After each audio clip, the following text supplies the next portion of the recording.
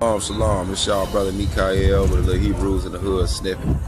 I just want to say something real quick, right? It's this common question that you get when you're a believer in the Most High.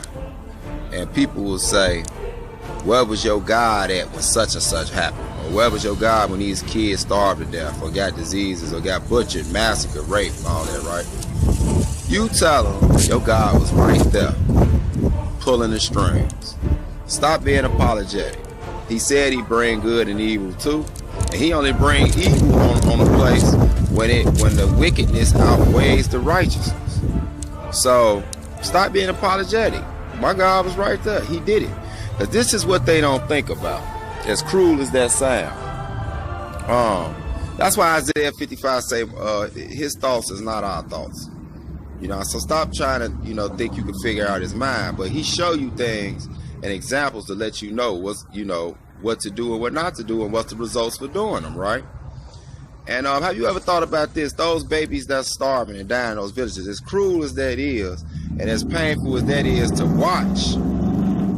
Because I was talking to my wife about this earlier, because she understood though, but she was saying it off somebody post or something. And think about it, as cruel as painful it is to watch a scene like that take place. You got to keep this in mind. They're kids, they're babies, they're under the age of accountability in the scriptures is 20. So meaning they're innocent. Meaning they're going to go to the kingdom. They're going to go to the kingdom of the Most High.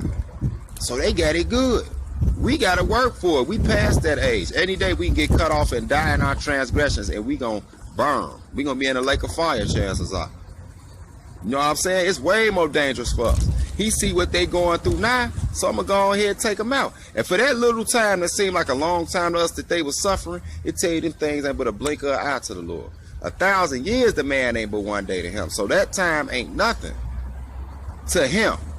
Not only is he taking them to a better place, but imagine the effect it has on the people who had to see that. They couldn't help them. That's going to change their life. That's going to make them, whenever they see something like that happening, or something happen to a child or a mentally challenged person or anything like that, that's going to make them try their best to help that person. See, now it bringing out God in them. You know why? Because of what they seen. So the Most High keep them, preserve them, because they bear witness to something that they don't want to see again. So now they're going to go out there in the community and do godly acts. See, it's chain reactions to this. As cruel as that sound, y'all would never understand. If you can't understand that, and you can't cut your emotions off for a second, that ain't nothing I can tell you. But stop being apologetic. Next time they ask you, where was your God when them 4,000 chickens, starved to death, you tell him he was right there. It was something that happened that caused that effect. Point blank, period. Man got to take responsibility for our own actions. The Most High ain't ducking nothing or nobody. So if you are serving them, don't duck them either. With that, I say, oh yeah, tonight, man, I'm having I'll be on Debate Talk for You. We doing a show about interracial marriage. That's gonna be, that's a touchy subject too. But I'm just gonna bring mine from the book, man. It is what it is. So tune in to Debate Talk for You. This Monday night tonight, around 7 or 8 Central, I believe 7. And it should be real interesting. Call in, voice your opinion, bring whatever. And with that, I say, happy fourth day to all the keepers of the Feast of Unleavened Bread. And I got a video I tried to load earlier. For some reason, I can't find it on my phone. It won't load. I did like a 20-minute video on regeneration. So we got to deal with that, to let people know, does it coincide with the resurrection?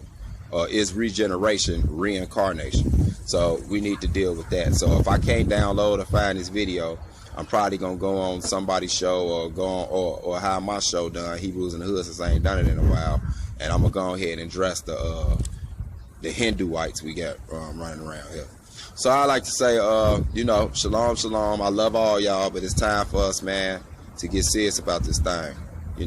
Even our love for each other, man. If there's some stuff out here, some doctrines that's gonna get people cut off, we got to keep it real 100 with each other. That's true love. You know what I'm saying? So for sure, man. Shalom, shalom. Peace. I set before you this very day a blessing and a curse. God says to choose life. One more time. God sets before us blessing and curse. But he says, choose life. Now, what do you choose? We live in a world where hoarding of resources is the order of the day among the rich and even the poor. What choice did you make? Did you make the choice to do for the fatherless and the motherless and the widow and the sick, the poor?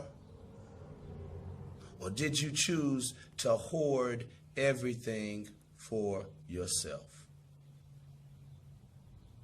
In the beginning, God created heaven and earth, and also he created his own spirit and image, his spit and image. Like the old folks used to say, spit and image. He created his spirit and image in what is called Adam. That's the human race, not just simply a man. Because I want to remind you in Genesis 1, there is no physical woman created.